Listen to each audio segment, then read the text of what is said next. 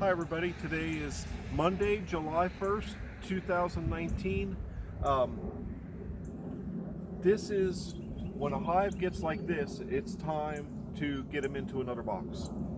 We're going to take a quick look in here and see if they don't have any queen cells started, they're going to be thinking about it. So now we could do a quick check and we could pop up the bottom, but I'm going to come in and I'm trying to get these built up into double nukes. When I say that, 5/5. I may, it's early enough in the year, end up having to do splits off of them as well, but I want these to go into the winter as 5/5s. Then in the springtime we'll be doing overwintered nukes. But so I've got an additional box here ready. But I guess the main thing, for people that ask, when is it time to transfer? When's it time to move them into a bigger box? We could this time of year. It's July 1st, nice and hot. There's a couple things we could do with this, but we can definitely checkerboard them. We add this box, they may move up into it right away, or they may not. So I'm going to take 2 of the frames out of here and put it up into the upper box. That's going to encourage them. They're going to have 2 new frames in the bottom, and then they'll have frames up above, which will encourage them. So they're going to be in both boxes and encourage them to work the frames in between. Bee space is important. Bees don't like empty space in the middle of their brood nest. They don't like empty space in between their stores. They will work rapidly to fill those spots. I normally don't like these. Occasionally they have a place. So if you're starting out for tools, you can buy one of them kits off Amazon that has you a jacket, or even there's some that have a jacket, a smoker, a hive tool, and one of these, and a brush. Take the bee brush and throw it away. So we're going to smoke them a little bit just to knock them off the top of this frame here. So when I use this, but there's so many bees in here, and they've got them connected. This is a little bit of a bad beekeeper. Things have been getting out of control. I was out of town a little while, getting back, getting going.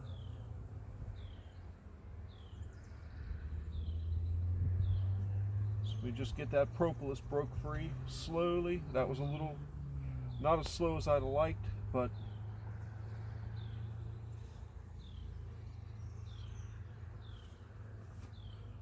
so they've got a little bit of nectar going on this side. This side here we've got brood, lots of brood. We're going to be looking for the queen as we go a little bit.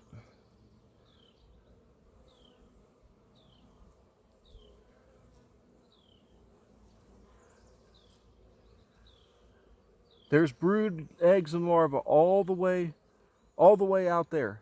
3 cells from the edge, there's an egg. But there's no queen cells, that's a good thing. Now I'm going to go ahead and set this box here and get this started as far as, we'll put this right in there.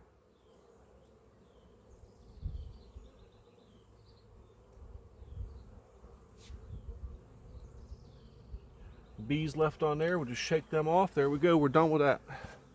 That was just to get that first frame out. I'm using a little bit of smoke. It's not so much, it's more a matter of getting them out of the way so that I can break these apart and get my fingers onto it.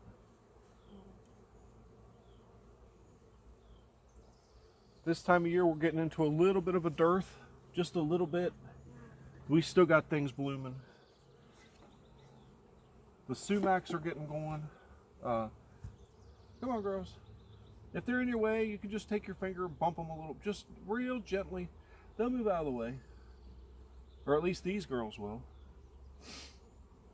Now it kind of drives me wild. I've been seeing some videos lately, and I'm not trying to really pick on anybody, but they talk about how gentle and nice their bees are, and they're in there with a veil on, and it's like, I don't think I want any bees from them if they got to wear a veil all the time. Unless they said, hey, I'm allergic to bees and I have to for that purpose. They're doing a little bit of backfilling, but there's emerging brood. Okay. If you see that really really tiny, without a lot of color, fuzzy type of a bee. Some of these younger ones, them are ones that just came out, you know, maybe within a couple hours. They're like fuzzy and not much color. And then the ones that start to get a little bit slicker are the ones that are more your foragers, and they become your robbers later in the season. We're looking for the queen just to visually see her, but she's doing a good job. These are all, as they're emerging, I see eggs and larvae down in here. She's repacking it really nice.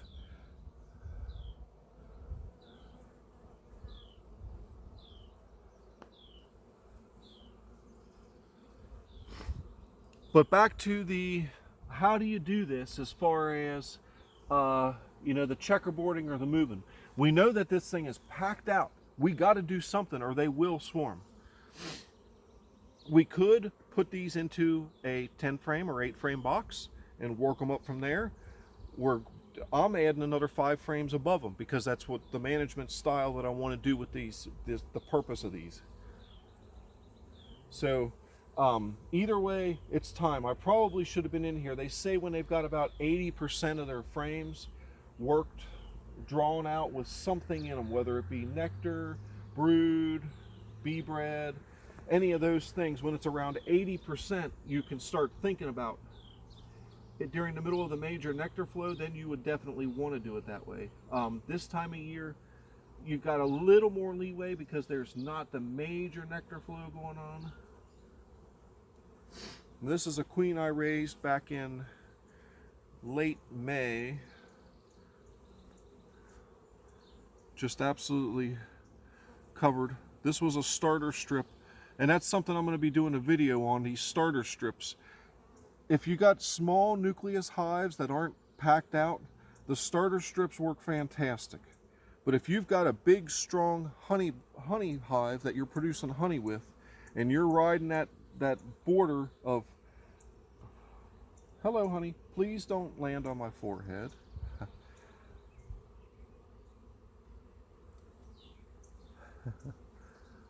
Okay, that's enough. She's trying to get the sweat or the salt out of the sweat, but I don't really like it.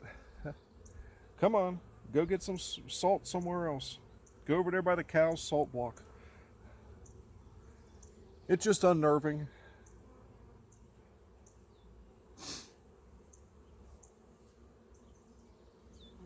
But back to these starter strips. The starter strips, if you put a frame with just a starter strip into a big, packed out, strong hive, what's going to happen is that big, strong hive that's borderline thinking about swarming is going to build a bunch of drone comb, and then you got a bunch of drone comb. I'm going to pull out a couple frames from big hives over there. So starter strips, if you're on a really weak hive, just building them up a little bit, that's fine. But if you got big, strong hives and you're trying to, remember, we're bee keepers, not bee havers. So we're trying to keep our bees in the box and trying to run that borderline. So as a beekeeper, sometimes we got to pull some frames out, pull a couple, puts either some drawn comb or some starter strips or some foundation, whatever, and that'll give them more room to keep on laying. And the idea is that, you know, sometimes we have to do that. We have to pull some frames out. And that's how we end up with splits. And if we're doing a good job, our bees are multiplying like crazy.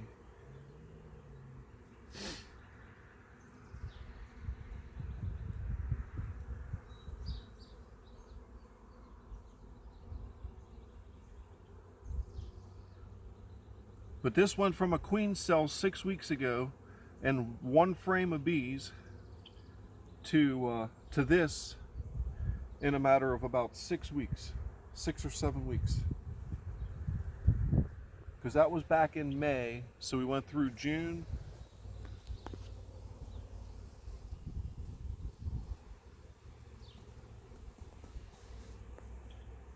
Still looking for our girl in here. Brood on every frame. Got 1 more to go here. Now this time of year, we don't really need to worry about chilled brood. The lowest temperatures we've got here, at least in southern Indiana at night, might go down to maybe somewhere in the 60s. And with this many bees, you will not get chilled brood.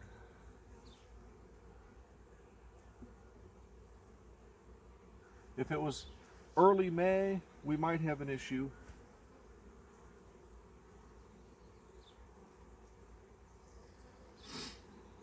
Let's talk a little bit about gloves too as we're looking here. Gloves, if you get them leather gloves and you use one and you pinch one and that bee stings it, what ends up happening is it leaves the pheromone from that bee sting in that glove, even though you didn't feel it or get hit. This is, I don't know if you can see it or not, but it's just full of eggs and brood all the way to the edge, all the way. We found no queen cells. That's a good sign. That's a good thing, because I don't want them swarming. I want them to keep building. Still looking for our queen. There she is right there. She just went to the other side. Big old girl. I've got a line. I've got some that are that lighter color, and I've got some that are darker, almost black. And my personal favorite is the black ones. But these bees are so gentle. They're just going about their business. They're not coming and flying up in my face at all. She's going back over there. She's right there on the top. Big, beautiful girl. And if you've got a decent amount, I've got tons of drones here. I brought some packages in the spring, so I get some fresh genetic stock potentially brought in. All kinds of factors like that. If you've only got a couple hives, you're going to have trouble with raising good queens. I hate to say it, but it's the truth. You're just not going to have the diversity. Excuse me. I picked up a summertime cold in Disney World last week. But you're not going to have the diversity that you can get unless you've got, you know, a half a dozen hives with some different genetics, or bring in a couple packages, because the packages always have some drones in them. But anyway, let's go ahead and we're going to put her back in here. I don't like her on that corner when I'm putting it back in. Let's try and wait till she goes back over a little bit more on the middle of the frame, just in case I bump the side. Just keep a real close eye on her. There she is. She's over there in the middle. Putting her right back in there. Perfect. I'm going to go ahead and leave that as an end frame, just how it is. Now, for the checkerboarding, I am going to put I'm going to go ahead and put a starter strip right here. Actually, I'm going to. Brood nest starter strips usually work really well. If you're going to extract honey, like on an upper box, that may be potentially more of a honey box, a honey frame. For slinging honey, frames with foundation work a lot better because you will not blow them out. Even though we've got the fishing line in the other ones, they will have more of a tendency to blow out during the when you're spinning them. The main idea of the starter strips versus the other. Some people, my own experience is on a good hive, the man lake frames are pre-coated with wax. They have ones that are called max wax that are about $4 a frame. These are $3 a frame, and the starter strip is $1 a frame. So on a 5-frame nuke box, $2 extra per frame, 2 or 3, you're talking $10 or $15 difference in your cost to set this up. So I understand, and if you're doing hundreds of them, that can add up to a lot of money. I understand that. But generally, you know, and I find that these here, it really keeps them on track to draw worker brood comb, worker comb, as opposed to drone comb. So there's the, just, you know, you ask 50 beekeepers, you're going to get 50 different answers. So now we found a queen. There's no queen cells. This hive is really strong. We've got this box here. We're going to put it right here.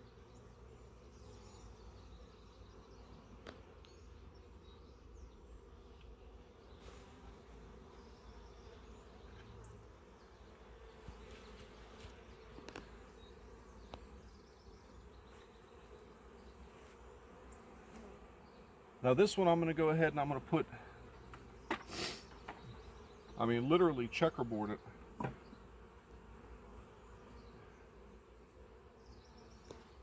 Some people say, oh, put a full frame above a full frame, and there's no right or wrong. This time of year when it's nice and warm and you don't have to worry about the chilled brood, the bees will fix it.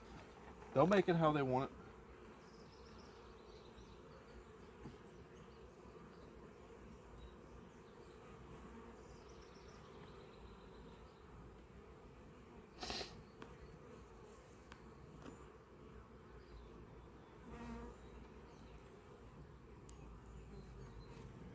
Get our other frame in there.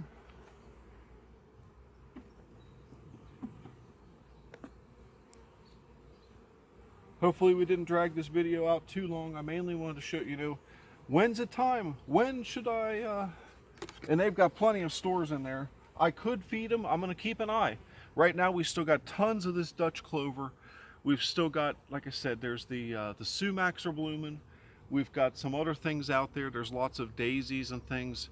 The bees choose what they want and they don't want. The bottom line is just keep an eye on them. Make sure to keep them thriving. We don't want to keep them surviving. We want them to thrive. So that's where, as we're trying to build these out, these are likely to get fed some 2-to-1 sugar water sooner than later as we move through.